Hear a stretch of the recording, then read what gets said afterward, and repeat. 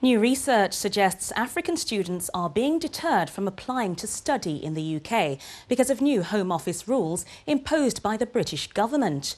According to a report from StudySearch, who are based in Lagos, there's been a 65% drop in African students considering higher education in Britain. Earlier, I spoke to the CEO of StudySearch, Fredrik Obasi, who explained why. What it is that students who were considering going to the UK previously, and we've done this research over 25,000 students across our online and offline network who were considering going to the UK are no longer considering going to the UK, so about over 5,000 students. African students have been targeted as opposed to, say, US students. Why is it harder for them to study in the UK?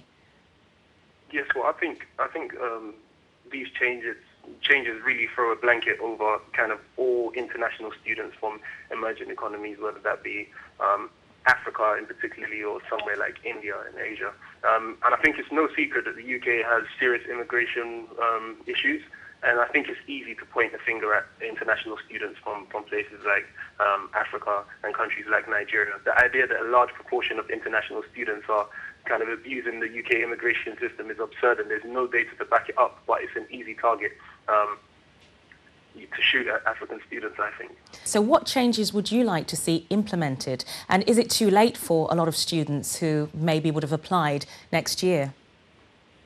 Yes, I think first of all, in terms of what changes we would like to see made, I think the change where you have to, the new rules, they say students have to leave the UK before applying for a Tier 2 or a Tier 5 work visa. So if you're a student currently studying in the UK on a Tier 4 visa, you have to leave and go back to your country before applying for a Tier 2 or Tier 5 work visa. And I think that change, there needs to be a change there, because obviously students have finished studying, they're open to opportunities once they finish studying, and I think they should be given some time to really explore those opportunities rather than having to return back to their countries. And secondly, I think, the rule that students cannot work, international students cannot work while they study. They used to be allowed to work a minimum of 10 hours a week, and now they can't work at all. I think in this day and age, that's totally ridiculous when experience is such a large part of the student experience and the work experience.